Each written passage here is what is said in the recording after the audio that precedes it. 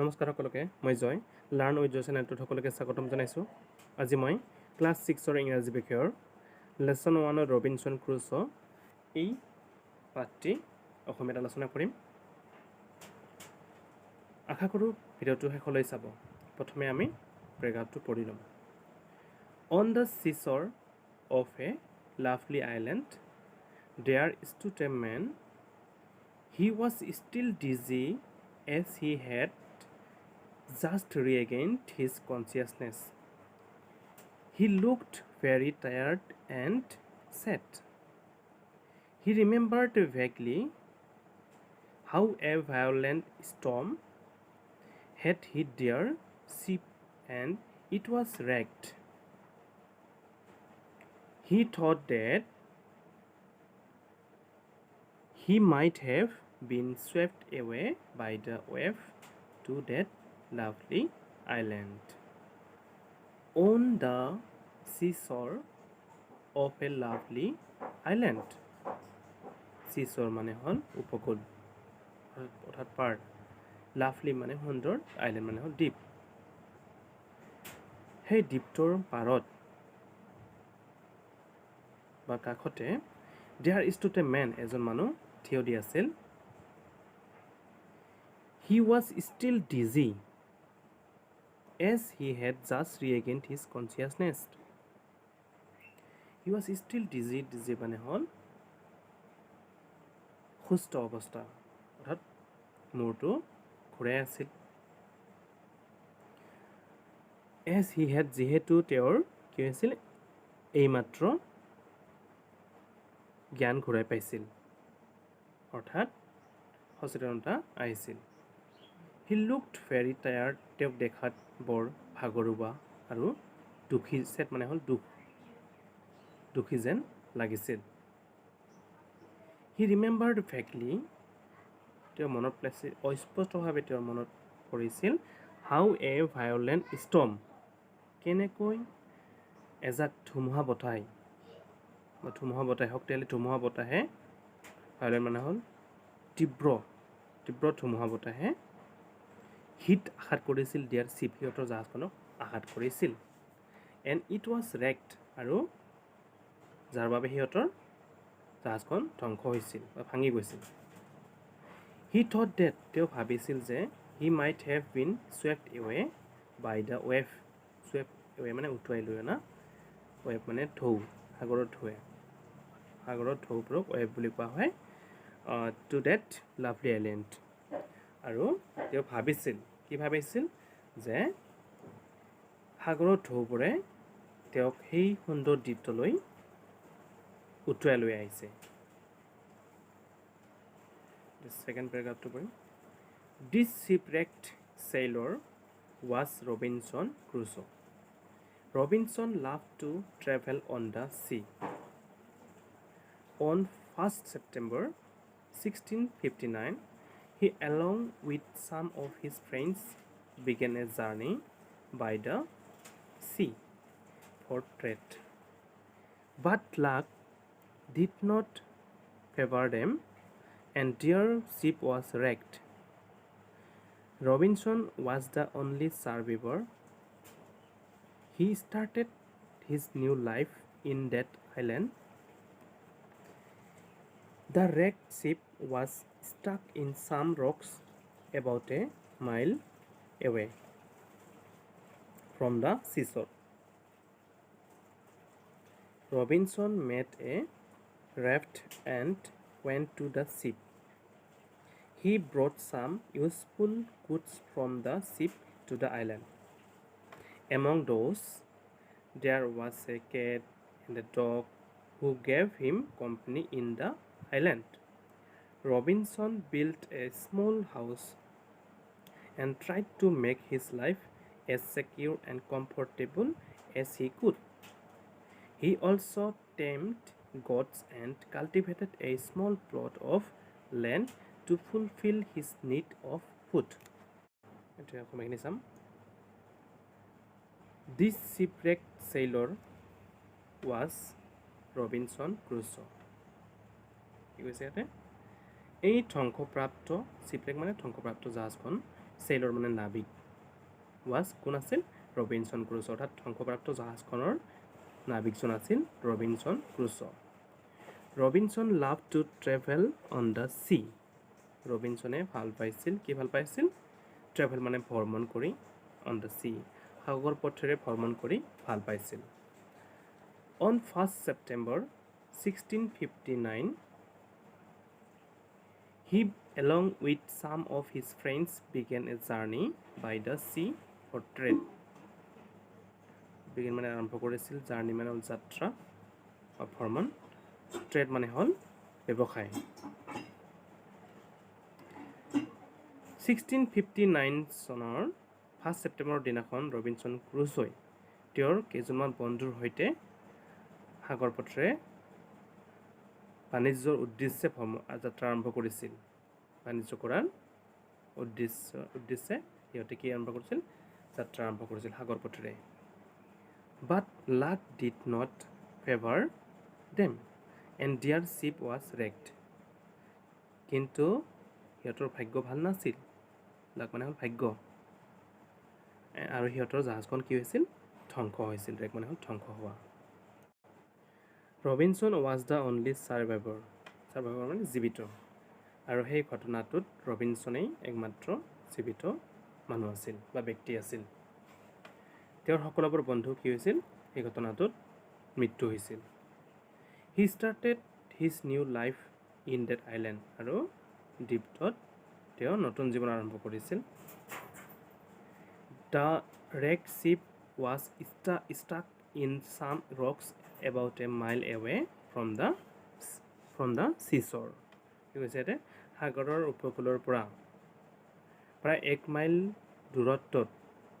কিছুমান শিলৰ মাজত সিহঁতৰ জাহাজখন ধ্বংসপ্ৰাপ্ত জাহাজখন লাগি ধৰিছিল Robinson made a raft and went to the ship ৰবিনসনে এখন পূৰ্ণ সাজিছিল আৰু সেই জাহাজখনৰ ওচৰলৈ গৈছিল he brought some useful goods from the ship to the island he brought মানে লৈ আনিছিল ছাম ইউজফুল কিছুমান প্ৰয়োজনীয় বস্তু গুডছ মানে হ'ল বস্তু from the ship to the island সেই জাহাজখনৰ পৰা কিছুমান প্ৰয়োজনীয় বস্তু তেওঁ সেই দ্বীপটোলৈ লৈ আনিছিল নাওখনেৰে গৈ এমং দছ তাৰ ভিতৰত কি আছিল there were a cat and a dog who gave him company in the island আৰু তাৰ ভিতৰত কি আছিল এটা মেকুৰী আছিল আৰু এটা কুকুৰ আছিল যিয়ে তেওঁক সেই দ্বীপটোৰ লগৰীয়া হৈছিল Robinson built a small house ৰবিনসনে এটা সেই দ্বীপটোত এটা সৰু ঘৰ বনাইছিল and tried to make his life as secure and comfortable আৰু তেওঁৰ জীৱনটো নিৰাপদ আৰু আৰামদায়ক কৰি তুলিবলৈ যিমান পাৰে চেষ্টা কৰিছিল হি অলছ' টেম মানে পুহিছিল ছাগলী পুহিছিল and cultivated a small plot land to fulfil his need of food আৰু কি কৰিছিল তেওঁ ছাগলী পুহিছিল আৰু কাল্টিভেট মানে খেতি কৰিছিল এটুকুৰা মাটি উলিয়াই লৈ তাতে তেওঁৰ খাদ্যৰ প্ৰয়োজন পূৰাবলৈ খেতি কৰিছিল time went on One day, Crusoe was standing near the house on the shore, looking at the sea. He was eagerly waiting that a ship would come towards the island, but there wasn't any. Time went on. সময় গৈ থাকিল সময় দিনবোৰ বাগৰি গৈ থাকিল One day, এদিনাখন Crusoe was standing near his house. তেওঁৰ ঘৰটোৰ কাষতে মানে ওচৰত ষ্টেণ্ডিং মানে থিয় হৈ আছিল তেওঁৰ ঘৰটোৰ ওচৰতে থিয় হৈ আছিল অন দ্য শ্ব'ৰ সেই পাৰত দ্বীপটোৰ পাৰতে লুকিং এট দ্য চি কি চাই আছিল সাগৰখনৰ পিনে চাই আছিল হি ৱাজ eagerly মানে অতি আগ্ৰহেৰে ৱেইটিং অপেক্ষা কৰি আছিল that a ship would come towards the island এখন জাহাজ কি অপেক্ষা কৰি আছিল যে এখন জাহাজ সিহঁতৰ দ্বীপটোৰ টুৱাৰ্ডছ মানে ফালে সিহঁতৰ দ্বীপটোৰ ফালে আহিব বাট দেয়াৰ ৱাজন্ট এনি কিন্তু এখনো জাহাজ সেই দ্বীপটোৰ পিনে অহা নাছিল Suddenly Crusoe saw some savages on the seashore. They were dragging two of their companions as if they were their prisoner. Crusoe wondered, who are they? What are they going to do with them? Crusoe hid himself behind a bush and noticed that the savages had killed one of their prisoners, while the other escaped. He ran towards the island. Two other men followed him. The poor man reached the place where Crusoe was hiding. Crusoe decided to save the man before the two men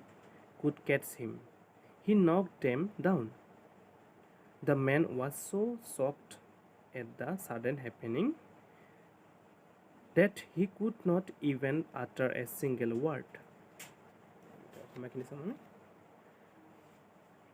Suddenly মানে হঠাতেই Crusoe দেখিছিল some savages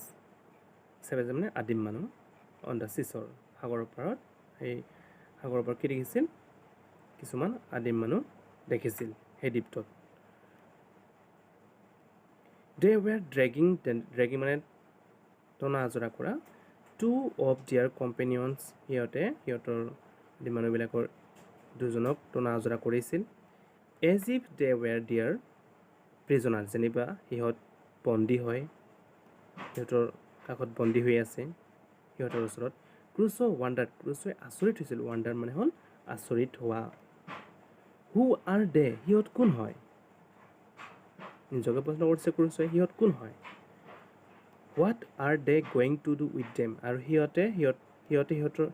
দুজনক কি কৰিবলৈ গৈ আছে Crusoe hid মানে লুকাইছিল himself নিজকে লুকাই ৰাখিছিল behind a bush and noticed bush মানে হ'ল কি জোপোহা গছৰ আৰত নিজকে লুকাই ৰাখিছিল and noticed আৰু চাই আছিল that the savages had killed one of their prisoner while the other escaped আৰে সেই দুজন প্ৰিজনাৰৰ এজনক আদি মানুহবিলাকে মাৰি পেলাইছিল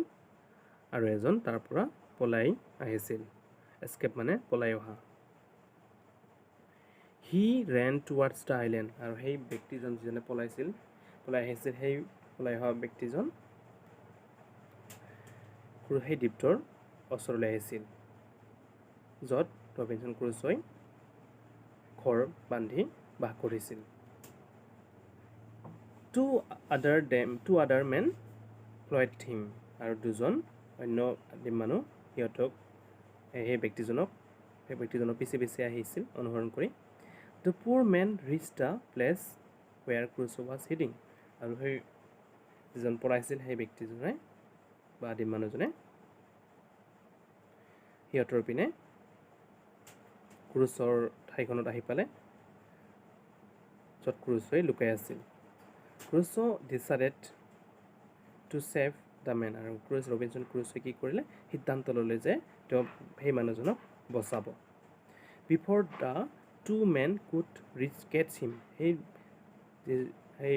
পলাই অহা ব্যক্তিজনৰ পিছে দুজন মানুহ আহিছিল সেই মানুহ দুজন Crusoe এই পলাই অহা ব্যক্তিজনক ধৰাৰ আগতেই ৰবিনসন ক্ৰুছয়ে সিহঁতক কি কৰিছিল he knocked them down সিহঁতক মাৰি বগৰাই পেলাইছিল The man was so shocked at the sudden happenings that he could not even utter a single word আৰু সেই পলাই অহা মানুহজন চক খাইছিল আচৰিত হৈছিল সেই ঘটনাটো দেখি যে Crusoe এইটো কিয় কৰিলে ইয়াক দেখি এই ঘটনাটো দেখি আচৰিত হৈছিল আৰু সেই ব্যক্তিজনে এটাও শব্দ আত্ৰা মানে চিঞৰা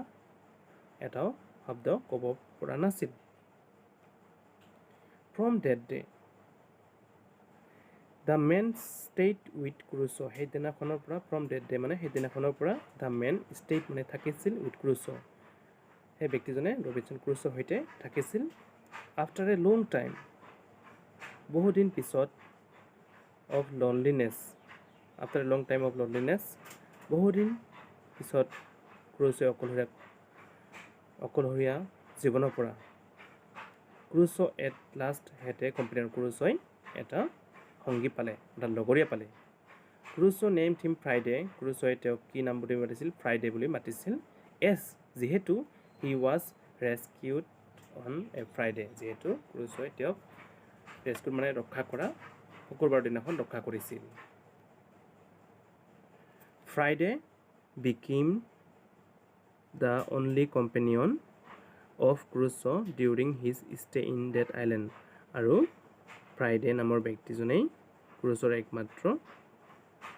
লগৰীয়া আছিল যিমান দিনলৈ ক্ৰুছই তাতে আছিল সেই দ্বীপটোত ক্ৰুছ taught him ক্ৰুছই তেওঁক শিকাইছিল দ্য ইংলিছ লেংগুৱেজ ইংৰাজী ভাষা শিকাইছিল এণ্ড অল দ'জ থিংছ আৰু সকলোবোৰ বস্তুৱে of চিভিলাইজড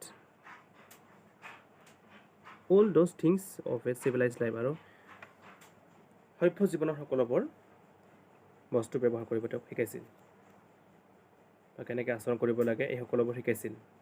one day Friday came running to Crusoe মানে এদিনাখন ফ্ৰাইডে ৰবিনসন ক্ৰুছৰ ওচৰলৈ দৌৰি আহিছিল হি shouted মানে চিঞৰিছিল মাষ্টাৰ they have come মহাশয় সিহঁত আহিছে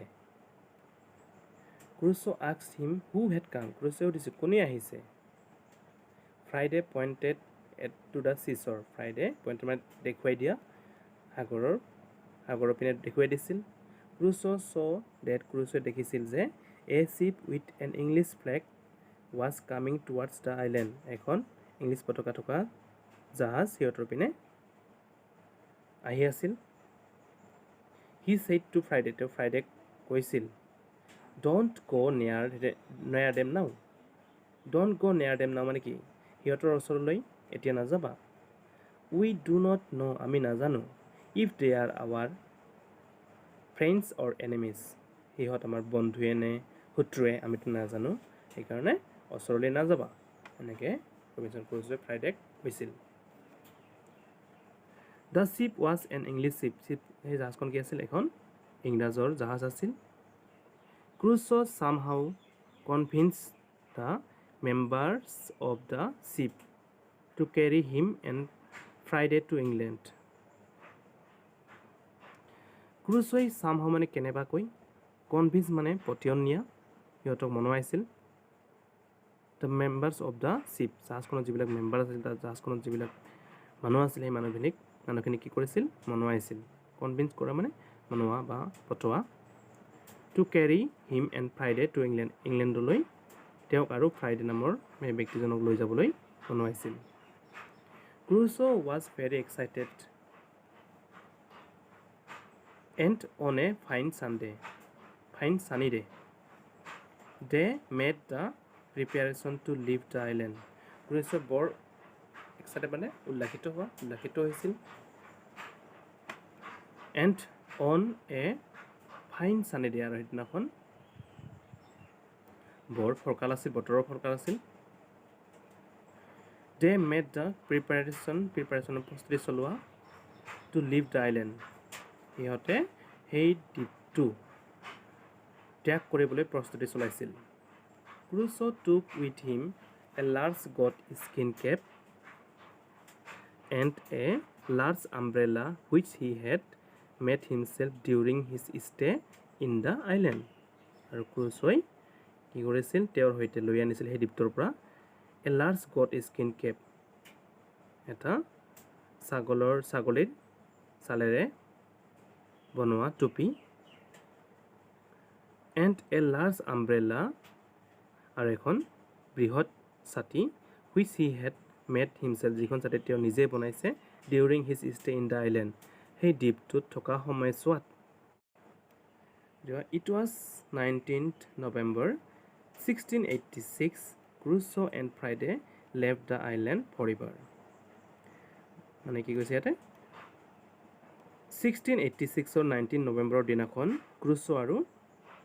ফ্ৰাইডে সেই দ্বীপটো চিৰদিনৰ বাবে ত্যাগ কৰিছিল পৰিবাৰ মানে চিৰদিনৰ বাবে ৰবিনসন ক্ৰুচো হেড লিভড ৰবিনসন ক্ৰুচোৱে বাস কৰিছিল ইন দ্য আইলেণ্ড সেই দ্বীপটোত for 28 years 2 months and 16 days কিমান দিন বাস কৰিছিল কিমান বছৰ কিমান দিন 28 years 2 months and 16 days what an adventurous life মানে দুঃসাহসিক জীৱন he had in the island for such a long time তেওঁ যে এটা সেই দ্বীপটোত বহুদিন ধৰি বা বহু বছৰ ধৰি এটা দুঃসাহসিক জীৱন অতিবাহিত কৰিছে আজি ভিডিঅ'টো ইমানেই যিখিনি প্ৰশ্নৰ উত্তৰ আছে সেইখিনি আমি নেক্সট ভিডিঅ'টোত আলোচনা কৰিম ভিডিঅ'টো ভাল লাগিলে লাইক শ্বেয়াৰ আৰু ছাবস্ক্ৰাইব কৰিবলৈ নাপাহৰিব ধন্যবাদ